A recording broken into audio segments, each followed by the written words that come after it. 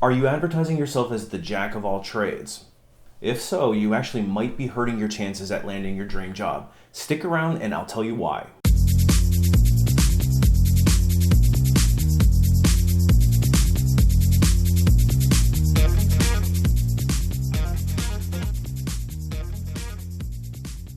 Hey everybody, it's Brian from A Life After Layoff. Today I want to talk to you about why being a jack of all trades is potentially harmful to your career. Now, the concept of being a jack of all trades might seem like a good idea. If you cast a wide enough net, surely somebody's going to notice you. But I'm actually going to caution you that that might be hurting your chances of getting noticed by recruiters and ultimately getting recruited into some of your dream positions. From a recruiter's perspective, let's explain why.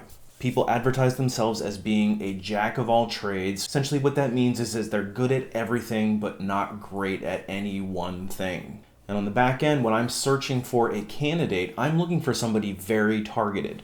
So I'll work with my hiring managers to develop a candidate profile, and then I recruit very specifically for that job.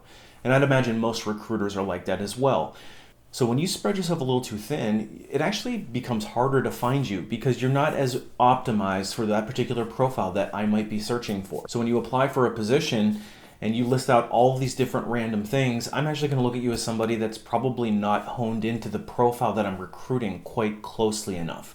So I'll probably skip over you. It actually is confusing to a hiring manager. So if we found you and you actually had some of those skills, what I would look at is you're good at this particular thing, but you also say you're good at this particular thing that's not related to the first thing. And you're also good at this other thing, which is not related to the first two things. So what are you? So essentially you end up confusing the recruiter and, as an extension, the hiring team that is trying to hire you.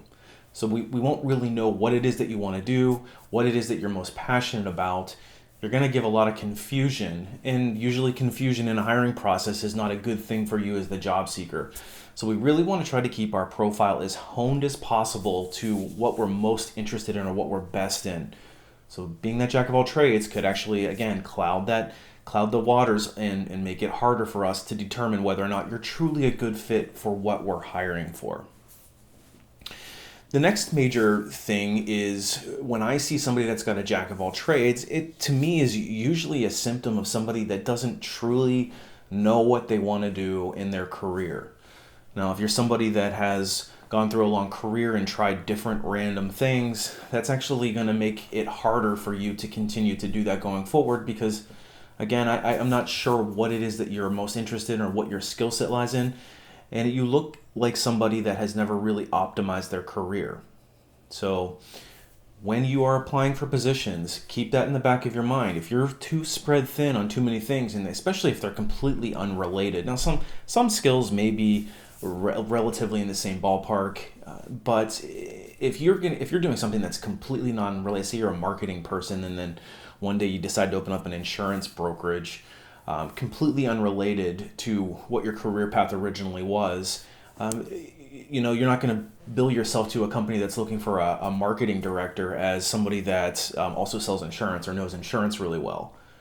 So in that case, it looks to me like you're just not sure what you want to do. And actually, you put a doubt in me saying, I don't think you even really want to be a marketing person because you tried this completely different thing. It's not to say that you shouldn't or couldn't try something different, unrelated to your career, but just know that that potentially does cloud the waters.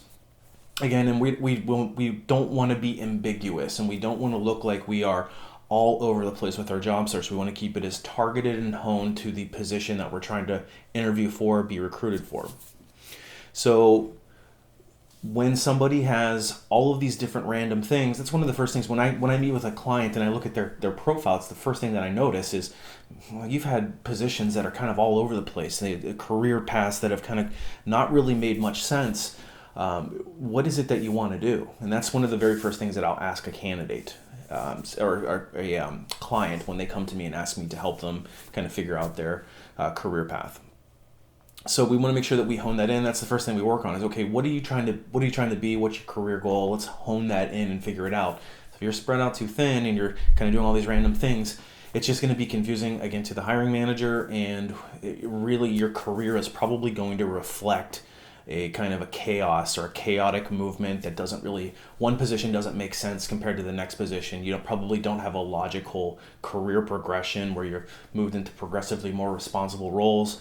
And employers, especially as you get more further along in your career, employers want to see that. And if you're trying to go for or apply for positions that are more advanced, they're going to want to look for that steady progression. So keep that in mind as you're making these decisions. Being that jack of all trades, again, especially for senior level positions, is going to hurt you. If you are doing these things, probably not getting enough experience targeted to the career path that you want. You probably, you spent maybe 3 years doing this particular job, then 3 years doing something completely unrelated, then maybe another thing for a couple years that's unrelated. And instead of having, you've maybe had 6 or 7 years of work experience, now you really only have 3 years of experience. And especially if you did that one thing early in your career, now you get something that's 5, 6, 7 years ago that you worked on. So your skill set's probably going to start becoming obsolete.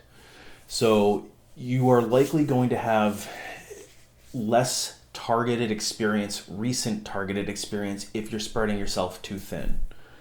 So something to keep in mind as well.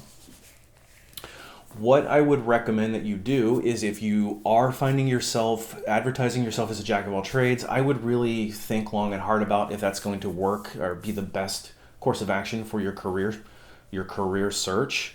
And if you are somebody that is in the workforce, it's really something to think about. Is that really the best course of action for you as far as how you want your career to go long term? Spreading yourself too thin. It's better, in my opinion, it's better to be really specialized in a thing or two in a related industry. For example, if I'm in human resources, I might have a career path where I've got some employee relations, some HR generalist work, but then I might also have recruiting. So those are in the same ballpark. It's not too terribly different. They're in the same genre, under the same umbrella of human resources. They're two different career paths inside of human resources, but they're not so unrelated. Now, if I had HR and then I had I was selling alcohol as a regional distributor, that's two very different things. And that's going to make my career trajectory not quite as strong as if I just honed myself as an HR person. So figure out what you want to do. That would be the first thing I would suggest, is figure out who you want to be when you grow up, quote unquote. And when you do figure that out, and especially as you're working, you want to make sure that you are taking the necessary steps to get the right kind of experience to get to your goal. And if you are advertising yourself as a jack of all trades, I would remove that again. And then let's look at, instead, if you really are interested in these different things and maybe you do have legitimate skills that are in different unrelated areas, that's when you want to create those custom profiles or those custom resumes that you would then send off to targeted job positions. You would write the resume in a way that kind of minimizes the stuff that's not related, so that you don't give any red flags to me as the recruiter, because I will ask you about that stuff when I talk to you or I look on your resume, if I even call you. So if you're too spread out, I probably won't even call you. But if you do have some stuff that I'm looking for and I see all this other stuff, that's gonna be a lot of my conversation with you, is trying to clear up, okay, why are you so indecisive with your career? So let's keep that in mind. So create those custom resumes. In some cases, you may even want to create custom or separate profiles. If for example, if you're on LinkedIn and you are branding yourself a certain way, but you have this other side thing or kind of alter ego that you've done something unrelated. Like I have commercial photography. I've done a lot of commercial photography in my life. I actually at one point was really interested in trying to grow that segment kind of as a side income. And so I created a unrelated LinkedIn profile, and so I have that. I don't really use that a whole lot anymore, but I do have that as a kind of a networking that doesn't cloud my recruiting career path. So you might even want to consider making more than one profile and growing more than one profile on social media, because we will check that as well. So long story short, if you are a jack of all trades, there's nothing wrong with that. Just know that how that will be perceived in the open market, especially with recruiters, is probably going to make your job search a little bit more difficult.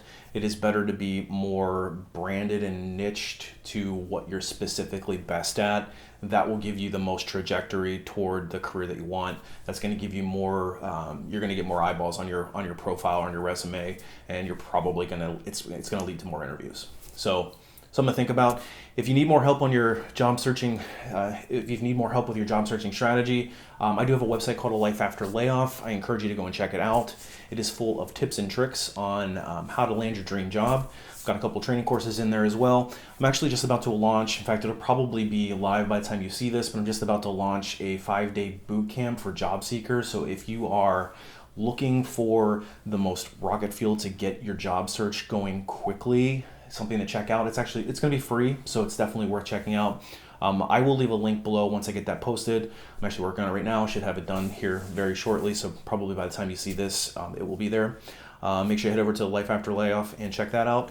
Connect with me on LinkedIn if you are looking to build your networks, and make sure you hit the like and subscribe button, because that actually helps my channel get out to other people who might be experiencing similar situations where they're struggling with their job search or kind of directionless or feeling a little directionless with their career, and that like and subscribe button helps there. So appreciate your time today. We'll see you on the next one.